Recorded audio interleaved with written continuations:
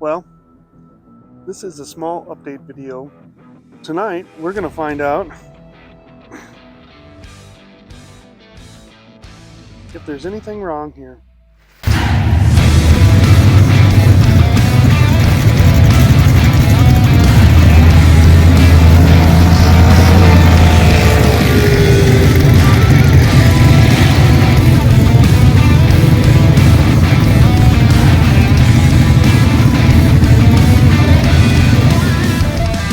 Hello everyone.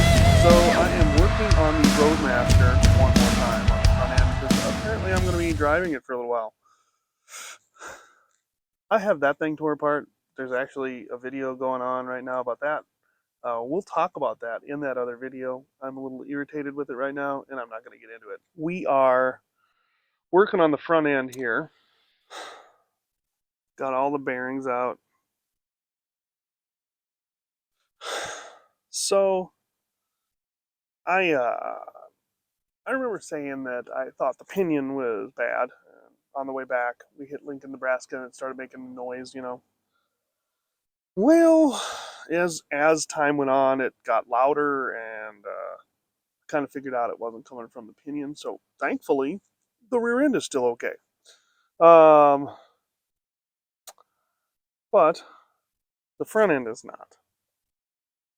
I think this spindle is shot. I mean, I know I was working on this in Tucson, and you're not going to see that because I lost the video to that. Some of the problems that we were having with my phone caused us to lose some video. I actually don't know if I just deleted it or if I lost a memory card or something. I don't know what's going on. The Tucson video is not working out the way I'd like it to, so we're trying to adapt. That's why it's taking so long to get out. Anyway, um, I'm working on this, trying to get it because, like I said, this piece of junk I'm having problems fixing. I'm going to tell you what I see here. This is going to be the whole video, kind of just a short little update.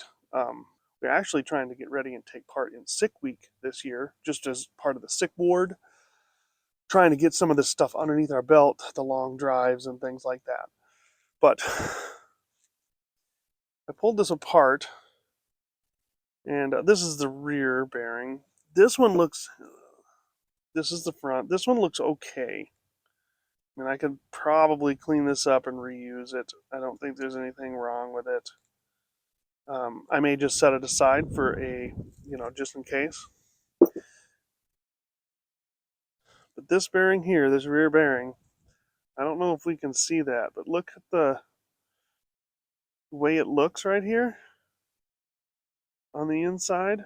I don't know if we can see that, but look at the way it looks on there on the inside. There's a definite line toward the inside of the bearing here on the where it's supposed to go around the spindle. It looks like it has been just dragging. This whole thing was spinning instead of just the outer shell spinning. Which, good news for us, means that technically our races are okay.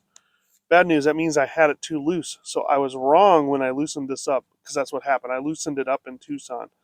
I repacked the bearings on Friday because I had real problems with them in New Mexico. The dust caps weren't fitting right. I got to find better dust caps, something that actually fits these hubs. But they were flinging all the grease out. So we repacked bearings, cleaned up the brakes, all that, trying to get this working properly. And none of it worked. So I finally had to RVT them on around the outside, which is probably what I'm going to do again, just till I can totally get a real actual fix on this. But when we got to Lincoln, Nebraska, it started grinding. You'll see that in the video. We'll talk about that, and I kind of start looking at things and stuff like that to see what it is. But this is what it was. Um, you can see also, I just noticed is looking at this. There's a groove right here. This whole thing is shot too. So I wonder if this is repercussions of how the bearing was put together originally with this brand new hub. when I got it. I mean, like it was prior to me owning the vehicle, but I'm wondering if that has something to do with it. Um, not all this can be my fault, you know. In in Tucson, this same exact mark was on that bearing, and they were actually tighter at that point. I loosened them up a little bit, thinking that I had put them too tight. Well, now I've come to realize the real issue is the alignment. So this one here is the inside of the tire that goes towards the car, right? It's all flat here till it gets here and it goes. So it's been riding along on both sides the whole time. I think the popping that I was hearing from the front end actually had more to do with that, because that means that both tires were up like this, right? And so it wasn't turning properly, and so they bind because of the misalignment.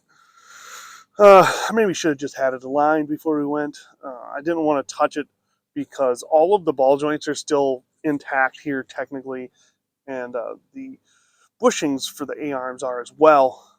But I didn't want to mess with it because I didn't want to break something and then have to replace something else, you know.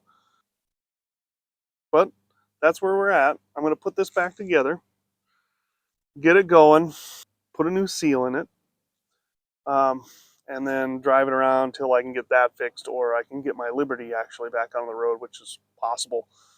We're kind of trying to move stuff around in the garage so that I can get this thing into the garage for the winter and then have another shed for the Crown Vic, which I'm still going to keep working on. So that's it. Thanks for joining me to listen to me ramble for about 10 minutes or more. I don't know what it's been. I'm going to keep going here, get finished up, and then that's it. We'll talk to you later.